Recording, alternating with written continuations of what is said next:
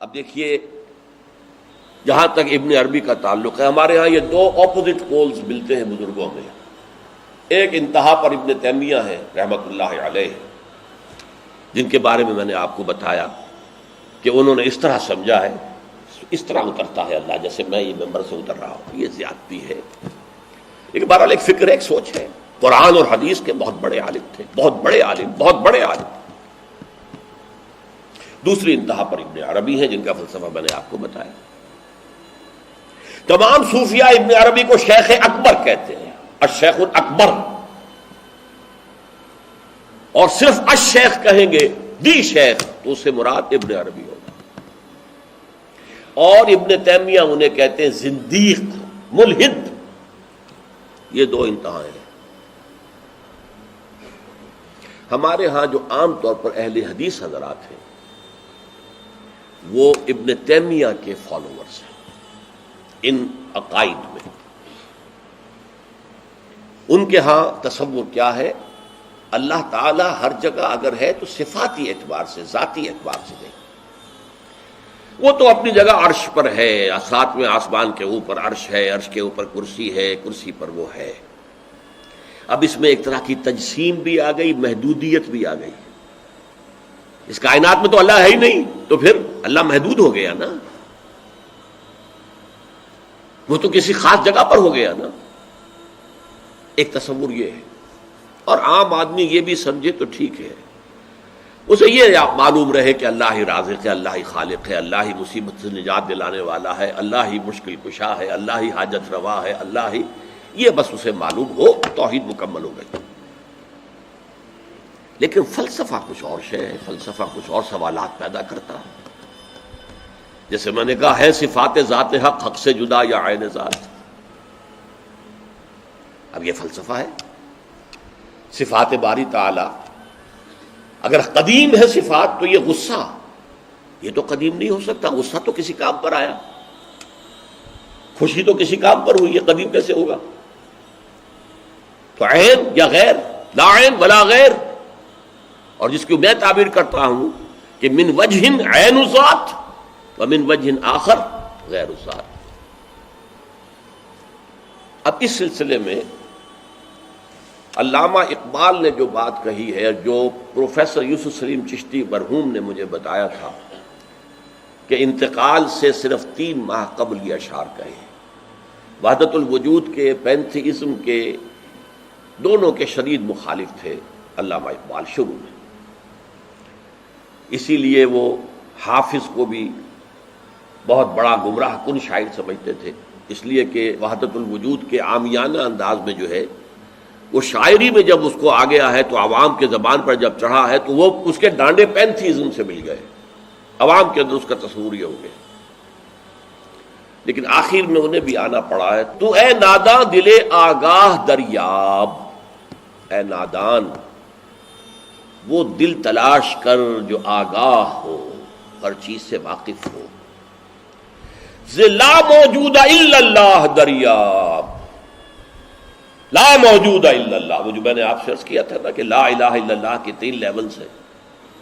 لا معبود الا اللہ، لا مطاع الا اللہ، لا حاکم الا اللہ، ان الحکم الا للہ، لا رازق الا اللہ، لا خالق الا اللہ. اور دوسرا لیول لا مطلوب الا اللہ، لا مقصود الا اللہ، لا محبوب الا اللہ. اور تیسرا لیول لا موجود الا اللہ. ہمارے ٹاپ کے فلسفی اور صوفیاء اس لا موجودہ الا اللہ پر پہنچے. اور 12ویں صدی کے مجدد اعظم شاہ ولی اللہ دہلوی رحمۃ اللہ علیہ، انہوں نے اس میں قول فیصل کہا کہ محی الدین ابن عربی کی وحدت الوجود اور شیخ احمد سرہندی کی وحدت الشہود میں باریک سا فرق ہے تعبیر کا، ورنہ وہ ایک ہی ہے. اور اس کو انہوں نے عنوان دیا توحید وجودی. ہندوستان میں ہمارے بڑے ٹاپ کے شاعروں میں سے تھے عبد القادر بید الفارسی کے.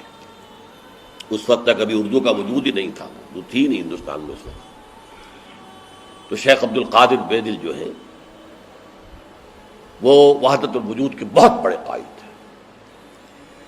اور ان کی عظمت کا عالم یہ ہے کہ غالب کہتا ہے طرز بے دل میں ریختہ لکھنا اسد اللہ خان قیامت ہے، کہ بے دل کے انداز میں اردو میں شاعری کرتا، اردو فارسی میں کی، اردو کو ریختہ کہتے تھے پہلے، یہ نئی زبان جو بنی تھی ریختہ، طرز بے دل میں ریختہ لکھنا اسد اللہ خان قیامت ہے۔ لیکن وہ اسد اللہ خان بھی یہ کہتے ہیں جارو بلا بیار کہ این شرک فی الوجود با گرد فرش سینہ با ایواں برابر است۔ دیکھو اگر تمہارے سینے کے اندر شرک فی الوجود شامل ہے، یہ بھی ہے وہ بھی ہے یہ بھی ہے وہ بھی ہے، وجود متعدد ہے، خدا کا وجود علیحدہ ہے، ہمارا وجود علیحدہ ہے، تو یہ گرد کے مانند ہے جو تمہارے سینے کے ایوان پر جو تخت بچھا ہوا تھا اس کے اوپر گرد پڑ گئی ہے۔ اس گرد کو جاروب لا، لا موجود ہے الا اللہ، جاروب لا کی جھاڑو سے لا کر صاف کر دو، جاروب لا بیار کہ یہ شرک فی الوجود، وجود دو مان لیے تو شرک ہو گیا، وجود ایک ہی ہے۔ البتہ جب تعین ہو گئی کسی شے کی وہ وجود مختلف ہے، ذات باری سے علیحدہ۔ بہرحال یہ مباحث ہیں اس آیت مبارکہ سے متعلق، اور میں نے آپ کے سامنے ساری بات رکھ دی۔ نہ میں کسی کا مبلغ ہوں، نہ یہ دینی مسئلہ ہے، یہ فلسفے کا مسئلہ ہے۔ اب فلسفے میں بہت سے مسائل ایسے پیدا ہو گئے، سائنس کے مسائل ہیں کہ جو کتاب و سنت یا کم سے کم حدیث کی بعض چیزوں سے ٹکراتے ہیں، اب اس میں آدمی غور کرے گا، سوچے گا۔ اسی طریقے سے یہ فلسفے کے مسائل ہیں جو ہمیشہ سے جن پر کام ہو رہا ہے، لیکن یہ دین جو ہے وہ شریعت اور طریقت کا نام ہے۔ حقیقت کو چھوڑ دو، حقیقت جو ہے بس ہے۔ تم سورج مکھی کے پھول بن جاؤ، تمہاری توجہ ہر وقت اپنی اس ذات جو جس نے تمہیں پیدا کیا ہے، حقیقت تو وہی ہے، لیکن سورج مکھی کے پھول بن جاؤ۔ لیکن اسے آپ غلط کہیں، مجھے کوئی اعتراض نہیں، لیکن یہ کہ ایک شخصیت کو میں ایسے سے واقف ہوں جو اہل حدیث بھی کٹر تھے اور صوفی بھی بڑے تھے۔ یہ جو ہمارے ہاں مشہور ہے غزنوی خاندان، مولانا عبداللہ غزنوی آئے تھے اور وہ اپنے تصوف کی بعض آراء کی وجہ سے اور بعض اپنی اہل حدیثیت کی آراء کی وجہ سے افغانستان سے نکال دیے گئے تھے، غزنی سے نکال دیے گئے، تو امرتسر میں آ کر آباد ہوئے۔ ان کی اولاد ہے یہ غزنوی خاندان۔ ان میں مولانا داؤد غزنوی رحمۃ اللہ علیہ سے میرا بڑا قرب رہا ہے۔ ان کے پھر بیٹے تھے ابو بکر غزنوی، وہ معروف ہیں، کافی لوگ ان سے واقف ہوں گے۔ داؤد غزنوی رحمۃ اللہ علیہ یہ دو متضاد چیزوں کا مجموعہ تھے، تصوف بھی اور اہل حدیثیت بھی۔ عام طور پر اہل حدیث کی ساری توجہ ظاہر پر رہتی ہے، وہ باطن میں جھانکتے ہی نہیں، اندر نہیں جاتے، فلسفے سے کوئی تعلق ہی نہیں۔ لیکن فلسفہ اور تصوف یہ جڑے ہوئے آپس میں چولی دامن کے ساتھ۔ انہوں نے ایک دفعہ منٹگمری میں جو اب سائیوال کہلاتا آ کر تقریر کی، اہل حدیث مسجد تھی، میں بھی گیا ہوا تھا سننے کے لیے۔ انہوں نے وہ اہل حدیث نوجوانوں سے کہہ رہے تھے کہ دیکھو تم اپنے مسلک پر قائم رہو، ہم غیر مقلد ہیں، ہم کسی کے مقلد نہیں ہیں، نہ ابو حنیفہ کے نہ مالک کے، لیکن کبھی بھی ان ائمہ کی توہین نہ کرنا۔ یہ ہمارے عام نوجوان جو کہتے ہیں ابو حنیفہ کو کیا پتا تھا، ابو حنیفہ کے پاس تو علم ہی نہیں تھا، ابو حنیفہ تو جو ہے علم حدیث میں کورے، یہ توہین کے الفاظ کبھی استعمال نہ کریں۔ اچھا، اس واعظ کے ساتھ انہوں نے مثال دی کہ دیکھیے شیخ محی الدین ابن عربی رحمۃ اللہ علیہ کے سب سے بڑے مخالف شیخ احمد سرہندی رحمۃ اللہ علیہ تھے، دونوں کے لیے رحمۃ اللہ علیہ کہا۔ میں حیران ہو گیا، یہ وہابی آدمی، کٹر وہابی اہل حدیث، اور یہ شیخ ابن عربی رحمۃ اللہ علیہ کہہ رہا۔ خیر میرے دل پر بھی اثر ہوا کہ بڑی وسعت ہے ان کے فکر و نظر میں۔ میری اہلیہ کے چچا تھے، ان کے ایک بیٹے، سب سے چھوٹے بیٹے یہاں مجمع میں موجود بھی ہیں، شیخ فضل الرحمان مرحوم۔ ان کے بہت گہرے تعلقات تھے یہ جو خاندان غزنوی خاندان سے. انہوں نے شام کو کھانے پر بلایا, مجھے بھی بلا لیا, میں ان کا داماد ہی تھا نا. تو وہاں میں نے کہا کہ حضرت آپ نے شیخ ابن عربی کے ساتھ رحمت اللہ علیہ کے الفاظ استعمال کیے, جبکہ ابن تیمیہ نے کوئی شرعی گالی چھوڑی نہیں ان کے لیے.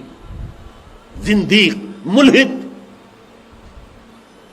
اور آپ اہل حدیث ہیں, یہ کیسے ہوا؟ میں ان کی عظمت کا قائل ہو گیا, ان کی آنکھوں میں آنسو آ گیا. کہنے لگے ڈاکٹر صاحب یہ دونوں ہمارے بزرگ ہیں, ہم خرد ہیں, آپس کے اختلافات وہ جانے, ہم چھوٹے ہیں, خرد ہیں, خرد رہنے ہی میں عافیت سمجھتے ہیں, ہمارے لیے دونوں محترم ہیں. اور مسجد میں انہوں نے ایک مثال بیان کی تھی کہ شیخ احمد سرہندی رحمۃ اللہ علیہ نے شیخ ابن عربی کے بارے میں اپنے مکتوبات میں لکھا ہے ما ذل بردار خان ایشانم لیکن چکنم معاملہ صفات باری تعالی است, کہ ہم شیخ ابن عربی کے دسترخوان کے جھوٹے ٹکڑے کھانے والوں میں سے ہیں. کون کہہ رہا ہے؟ مجدد الفسانی کہہ رہا ہے. ما ذل بردار خان ایشانم, ان کے دسترخوان کے سوکھے جوڑے ہوئے جھوٹے ٹکڑے کھانے والوں میں سے ہم ہیں. لیکن چکنم, لیکن کیا کریں, معاملہ سے بات باری تعالی, یہ باری تعالیٰ کی صفات کا معاملہ ہے, ہمیں اختلاف کرنا پڑ رہا ہے, اختلاف ہم کر رہے ہیں, لیکن ہم ان کے دسترخوان کے جھوٹے ٹکڑے کھانے والے.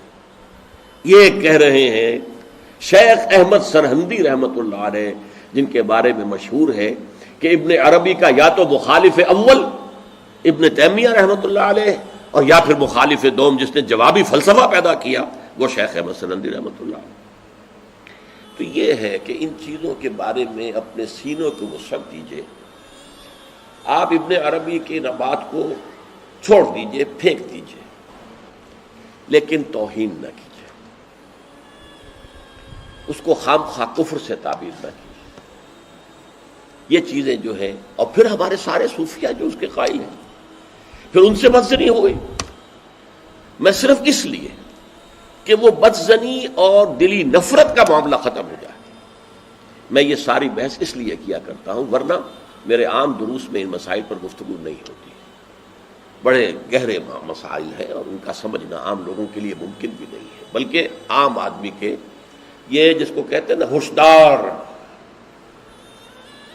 ہوشدار کے رہ بردب تیغست قدم را, ہوشیار رہ جاؤ, یہ تم جو چل رہے ہو یہ تلوار کی دھار کی طرح کا راستہ ہے, کاٹ کے رکھ دے گا تمہیں. جیسے ہم کہتے ہیں پل صراط جو ہے وہ بال سے زیادہ باریک ہوگا اور تلوار کی دھار سے زیادہ تیز ہوگا, جس پر سے گزرنا ہے قیامت میں. یہ کہاوت ہے. هي الحلقات تحفظني بآيات من القرآن, هي الحلقات تملأني بحب المصطفى